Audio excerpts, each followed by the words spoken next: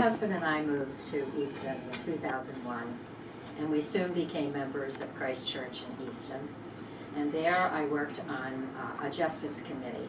I read an article, a column by Carl Spitzer in the Star Democrat, and it was homelessness in the land of pleasant living.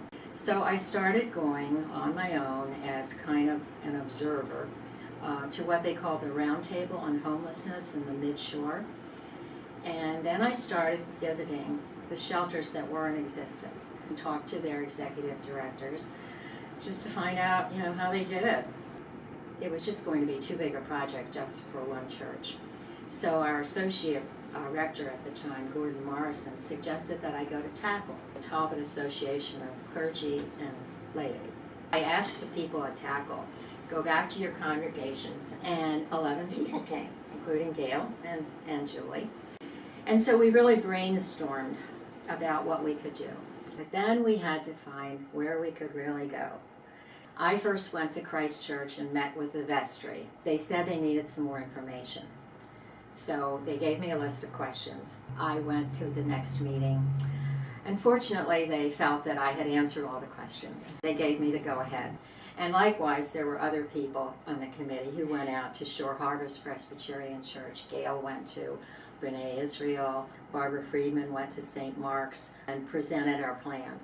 And so in January 2009, we opened the shelter for the first time. The shelter was set up so that people would come at 6 o'clock at night and be checked in. They would be provided a hot meal. Volunteers from the various organizations brought food every night. The people who were volunteering could help them make lunches, or they could make lunches themselves for the next day. And in the morning they would have a cold breakfast before they had to leave at 7 o'clock. 7 o'clock. Yeah. We had volunteers who would come and 2 times a week, I think maybe Tuesday and Thursday, would come and pick up the guests and take them to the Y for showers. We also had volunteers who would come and pick up the laundry. Site had to have somebody designated to be the check-in person, to do the breathalyzer tests and the check-in paperwork. And that was really hard. That was hard. I mean, to try to do these drug tests and things, that's why it was just a blessing when Fran came.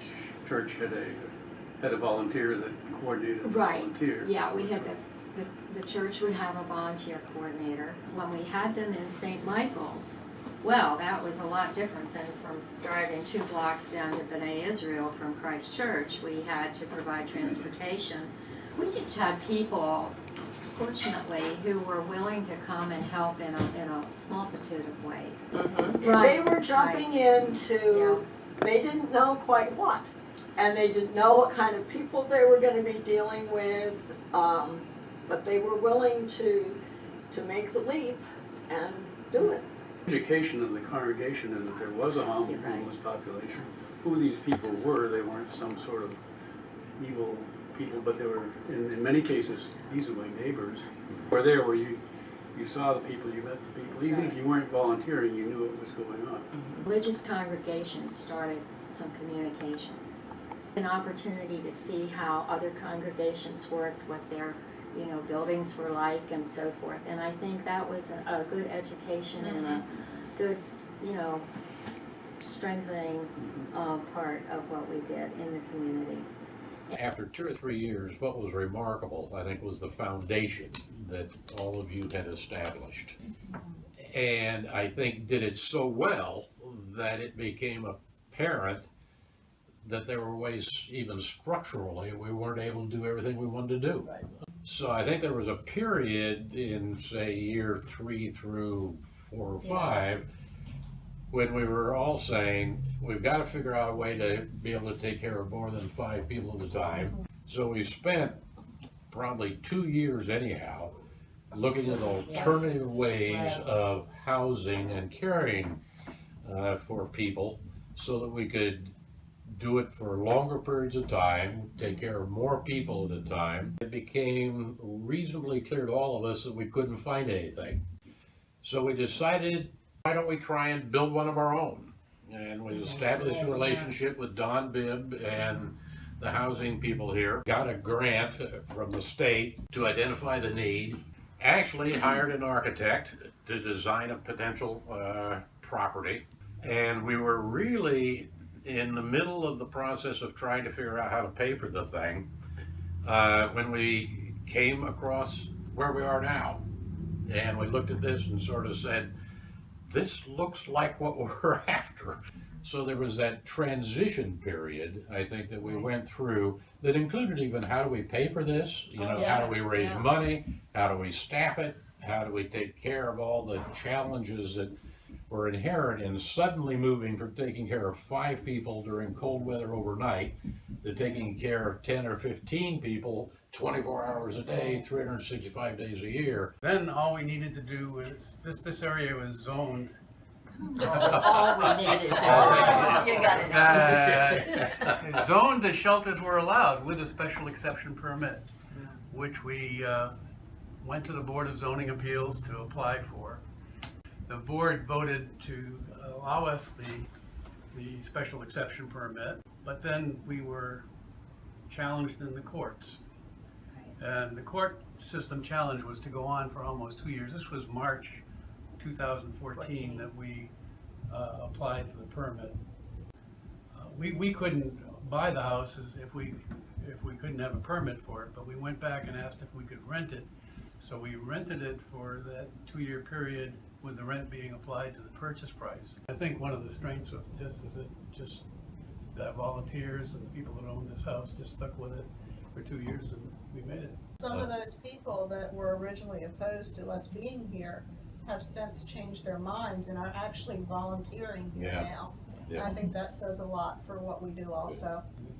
As spacious as this home is, and as much the anchor of what we do, the apartment program, Julie, moving people up and out, creating a path out of homelessness, I think is a success story. Well, we realized that even when we were in the rotating shelter, we couldn't help families the way we initially wanted to help them. Yeah. We started off with the Housing Commission with 1 apartment for a family, and it's now developed into 8 apartments and a whole program of support, and where Fran goes and visits all of the families in the apartments and make sure they have what they need and they're doing what they're supposed to be doing to get themselves strong again. The whole program of building their own personal capital, their own capabilities that Fran has been largely responsible for. I think you could mention a few of what services we provide. In order to be able to access services, you have to have a lot of different things.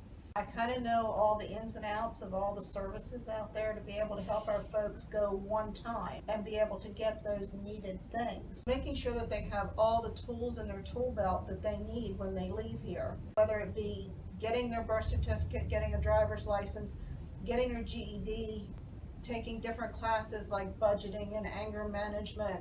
And every time we have a new group of folks come in, I find a new something that they need, and we start another program just to be able to help those folks move along. This includes the folks who are in our apartments also. They come back here for classes, or if they need be, I go to them. We do try to partner with other agencies in town, Department of Social Services, the Housing Commission, For All Seasons, Neighborhood Service Center, St. Vincent de Paul. It's just a large amount of the community that's come together to partner with us. I think we have become and we're recognized by the county as an essential part of the social service network of the county. All of us have been commenting on how the whole community is becoming engaged. And that includes, 400 or so people who are working here, volunteering with us right here and now. We all say it whenever we're with them, we'd be dead in the water if we didn't have that resource. The thing that keys to me is that every one of the people that has touched TIS has been touched by TIS. I think that's true. That's a good Not point. only those of us up here, but the volunteers, the guests, people that come in here as contract workers often end up as volunteers or contributors or supporters in one way or another. So it's been a pretty amazing event. I think Miss Evelyn and Miss Julie and Miss Gail's vision has grown Yep. It blossomed. And you can still keep planting seeds.